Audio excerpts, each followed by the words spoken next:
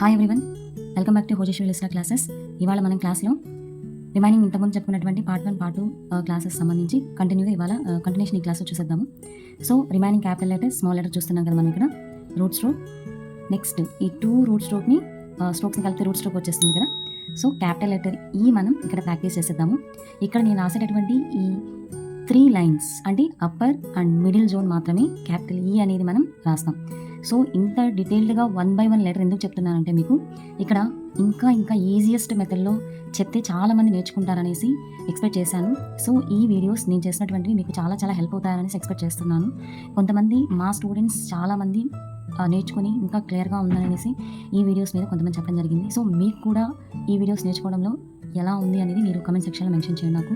So అంతకుముందు మీ support నాకు కావాలి అంటే ఖచ్చితంగా మీరు సబ్స్క్రైబ్ ద్వారా, షేర్ ద్వారా, అలా లైక్ చేస్తే ఇలాంటి మరిన్ని వీడియోస్ ఇంకా ఈజీగా నేను మీకు చాలా వీడియోస్ చేసి పెట్టగలను.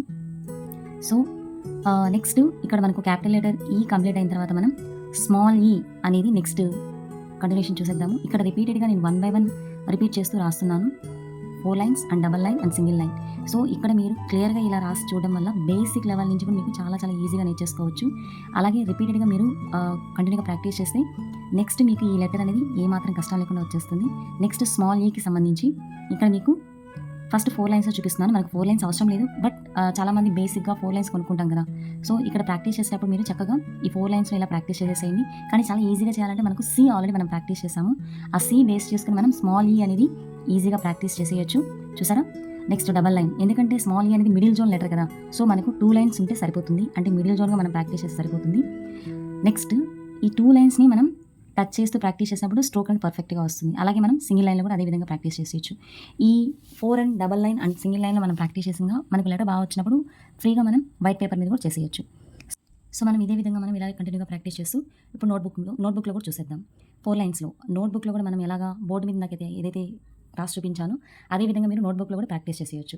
మీకు ఇంత డీటెయిల్డ్గా బోర్డు మీద అలాగే నోట్బుక్లో కూడా ఎందుకు రాసి చూపిస్తున్నానంటే సో నెంబర్ ఆఫ్ టైమ్స్ ఇలా క్లియర్గా మీరు గమనిస్తూ రాసినప్పుడు మీకు ఎక్కడ రాదు అనేటటువంటి ఛాన్స్ అయితే ఉండదు. Even first and second class పిల్లలు కూడా ఈ వీడియోస్ చూస్తూ చాలా ఈజీగా నేర్చేసుకోవచ్చు.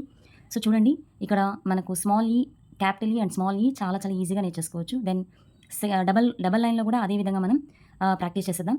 సో చూడండి, అదే రూట్ స్ట్రోక్ అండ్ క్యాపిటల్ ఈ లెటర్. సో రిపీటెడ్గా మళ్ళీ నేను రాసి చూపిస్తున్నాను.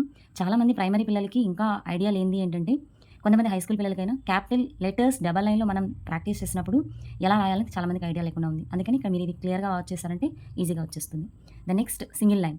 సింగిల్ లైన్లో చాలామంది క్యాపిటల్ లెటర్స్ రాసేటప్పుడు మనం కంప్లీట్గా టచ్ చేస్తూ రాస్తే సరిపోతుంది, బట్ నేర్చుకున్న తర్వాత మనం సో మనకు స్పేస్ని బట్టి మనకు క్లియర్గా ఐడియా వచ్చేస్తుంది. నెక్స్ట్ స్మాల్ ఈ.